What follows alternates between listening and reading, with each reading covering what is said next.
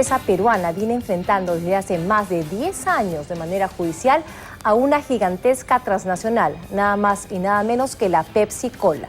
La empresa peruana considera que PepsiCo la llevó a la quiebra para de esa forma terminar de una manera anticipada el contrato de exclusividad de embotellamiento que ambas mantenían. Como usted se imaginará, en estos largos años de batalla legal que involucran más de 500 millones de dólares ha habido de todo: demandas, contrademandas, medidas cautelares y hasta denuncias penales. El informe completo nos lo trae nuestro colega y amigo Augusto Sondheim.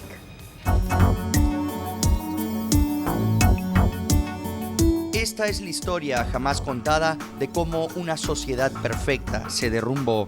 La batalla de la Compañía Embotelladora del Pacífico S.A., CEPSA, una de las empresas más exitosas de nuestro país, hoy enfrentada a la transnacional PepsiCo, sus socios de toda la vida, por más de 500 millones de dólares.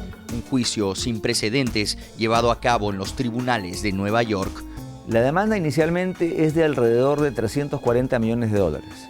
Posteriormente, a raíz de la elaboración de unas pruebas y de un replanteamiento del proceso, este monto se ha incrementado.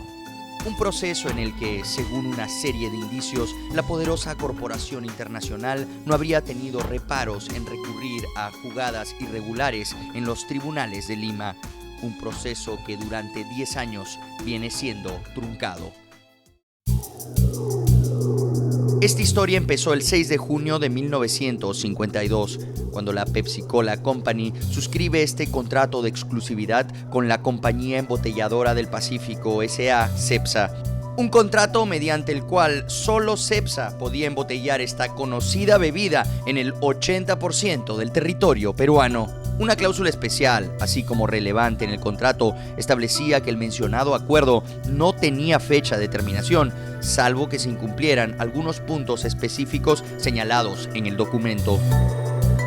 Este tipo de contratos exige una inversión muy importante y por lo tanto son contratos que están sometidos a un plazo indefinido a fin de que esa magnitud de inversión pues, sea justificada. Durante casi 50 años, el contrato entre CEPSA y Pepsi gozó de una excelente relación y ayuda mutua. La compañía embotelladora peruana creció y llegó incluso a posicionarse cerca de su competencia, la colosal Coca-Cola. Tuvimos nosotros grandes relaciones con Pepsi, de mucha amistad y de respeto mutuo, sobre todo, entre una transnacional tan grande, tan poderosa, y un embotellador que para el Perú era relativamente grande, pero para el mundo una cosa muy pequeñita, ¿no? Fundada en 1952 por Enrique Heredia Alarcón, un iqueño de espíritu emprendedor, CEPSA fue por muchos años un referente de éxito comercial en el Perú.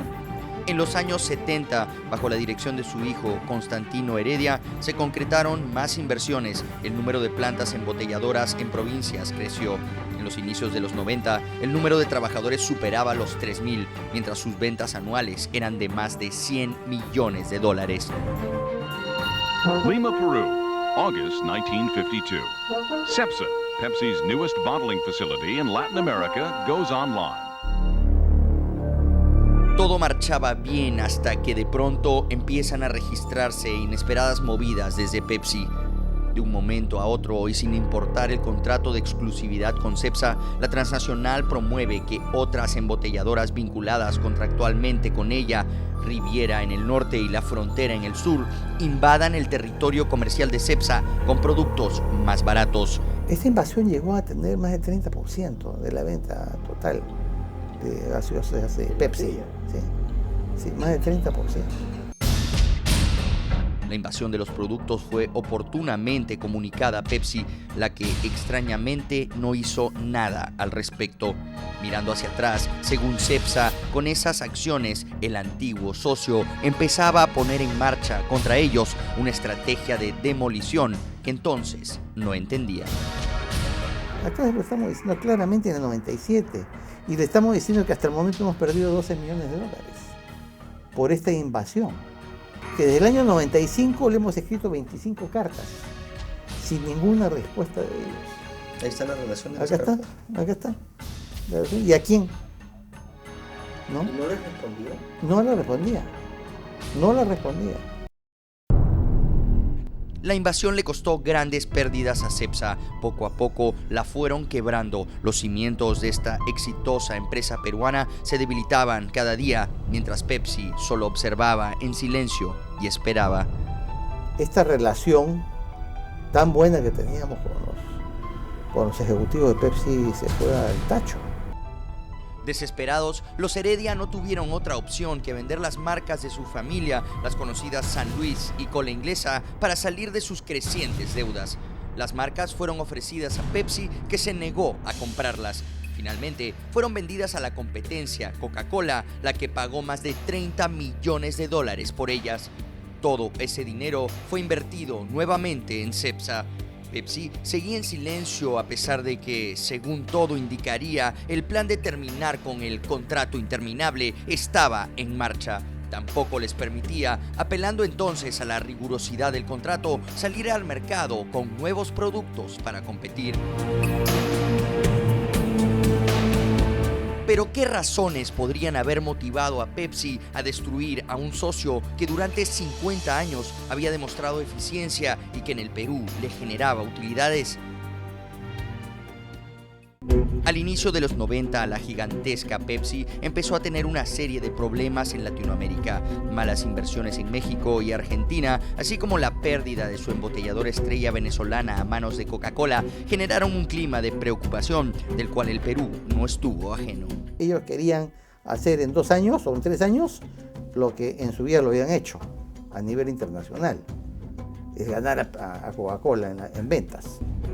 Pepsi necesitaba crecer con fuerza para competir de igual a igual con Coca-Cola, y en la nueva estrategia de mercado ya no había espacio para sus viejos socios de Cepsa.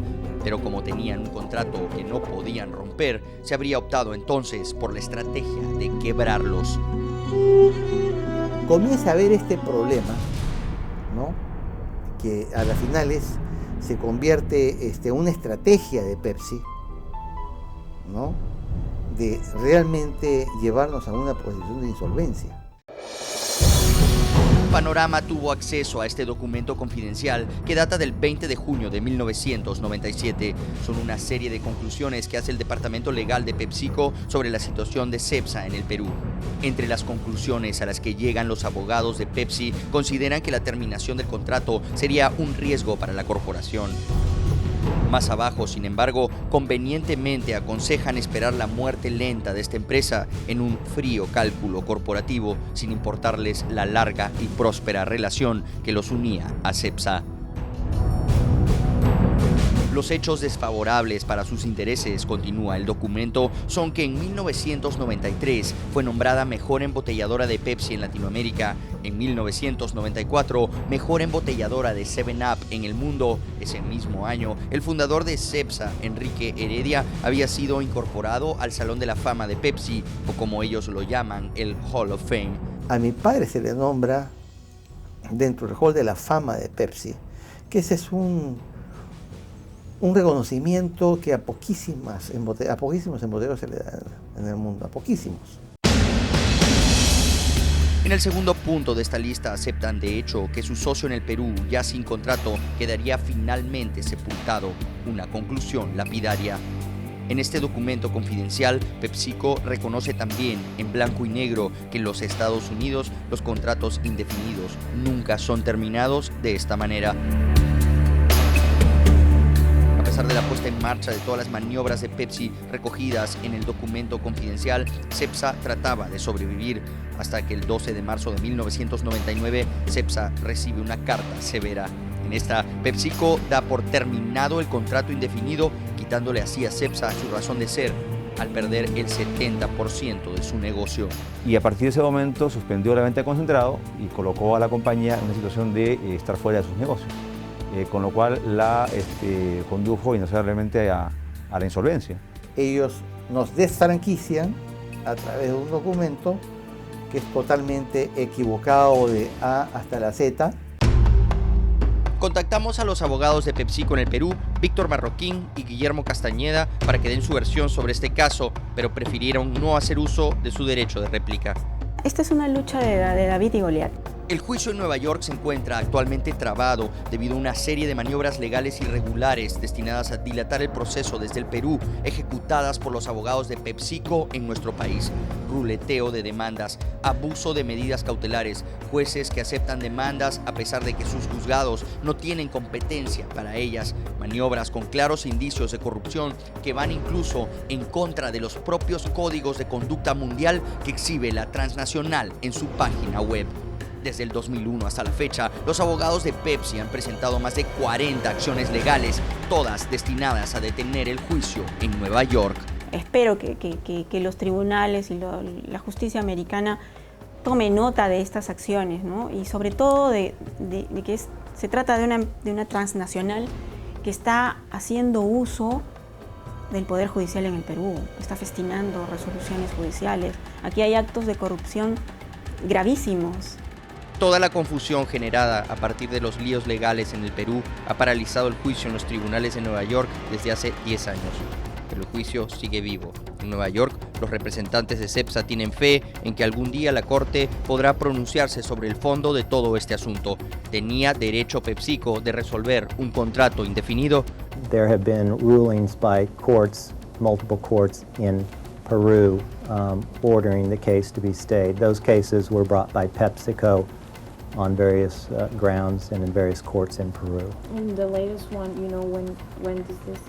About 6 months ago, and the Second Circuit Court of Appeals, because we're now on appeal in New York, is the court that actually entered that stay order based on the proceedings in Peru. We are very hopeful that one day we will have a hearing on the merits before an impartial jury in New York City, and we're looking forward to that. Si tanto tiene la razón, ¿qué miedo tiene? De sus propias cortes. No estamos hablando de las cortes peruanas donde nosotros vivimos.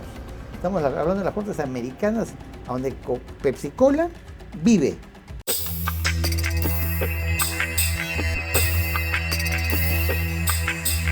Así luce la planta de Cepsa hoy. Las máquinas obsoletas yacen entre el polvo y el silencio. Cuando Cepsa era embotelladora de Pepsi en Lima, tenían entre el 14 y el 23% del mercado. Ahora Pepsi tan solo tiene el 6% en Lima. Rivera y Frontera también quebraron y ahora Brahma Ambev les hace el favor de embotellar sus productos, ya que su principal interés es la guerra de la cerveza. La pregunta inevitable es, ¿cuál fue el negocio?